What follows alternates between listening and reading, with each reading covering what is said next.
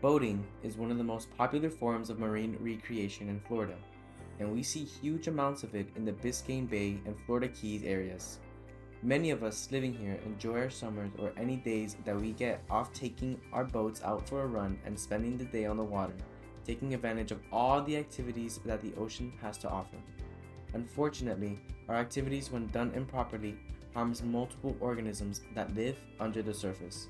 Today, we will be focusing on seagrass and how improper boating operation and procedure can damage it, how we can prevent this damage, and what happens if we don't. Boating can damage the seagrass beds when the operator of the boat travels into water that is too shallow for the motors to spin the propellers freely. The propellers then dig into the ground, essentially tearing into the grass and leaving nothing but the sand underneath. This mostly commonly occurs around the sandbars where people anchor their boats while they relax on the flap. The error comes in when the operator of the boat leaves the bar and either misjudges or neglects the change in depth when leaving the area. For example, when leaving the sandbar by Sands Cut in Biscayne Bay, there are multiple shoals that are in your way when returning to the direction of the channel. The changing depths are the causes for error with many people, and you can see countless scar marks on the seafloor from failure to navigate around the shoals and failure to trim the motors up to a sufficient height.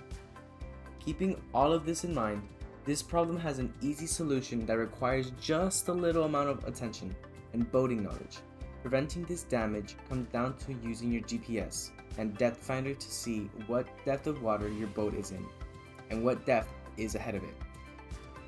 This also requires you to know your boat's draft or the measurement from the water's surface to the deepest part of the boat. Keeping this as reference will help keep boaters from traveling in water that is too shallow and dramatically reduce the chances of dredging the ground with the propellers. After all of this information, there are likely some of you asking one simple question: why? First, we have to look at what seagrass does for the ocean itself. Seagrass houses multiple organisms ranging from crabs, snails, small fish, and many more. It also is a food source for at-risk animals like sea turtles and manatees. Perhaps the most important function of seagrass is providing a root system on the seafloor that otherwise does not have any support. This is extremely important in fighting against erosion, which is a big issue pressing the state of Florida. With seagrass doing all of this and more, it is clear that we need to protect it and prevent further damage to it. My name's Ray Rocher. I'm a charter boat captain in Miami. We have 3 boats at Coconut Grove and spent my life here in Miami fishing and enjoying the outdoors. I'm a licensed lobster diver. So I'm allowed to dive for commercial quantities of lobster every year starting on August 6th, and I think that's about it. And I'm Dakota. I'm his son. I've been working on his charter boats for about 3 years now, and currently I'm working under him basically, just trying to learn as much as I can. Mm-hmm. So in general, how would you guys describe your experience with seagrass and just how it changed over the time that you guys been on the water? So seagrass, or the common grass that we have here, is a turtle grass. It's a wide blade grass that populates. I mean, there's a bunch of different types of grasses, but that's the grass that's the most common and most, I guess, well known. And that grass is very important to the life cycle of most marine organisms. You know, you have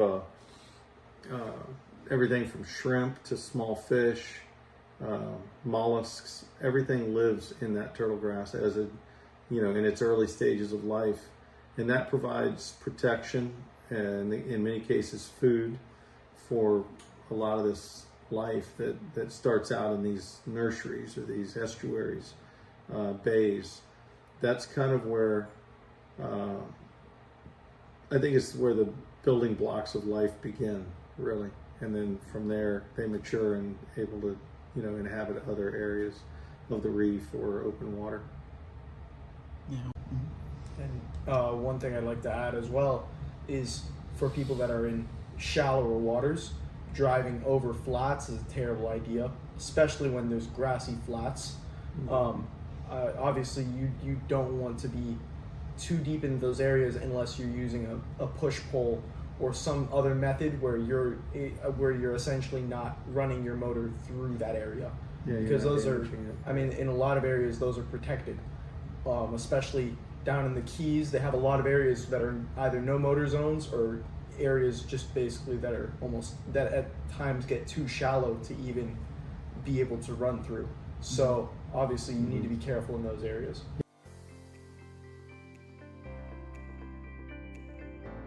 Thank you for watching our documentary.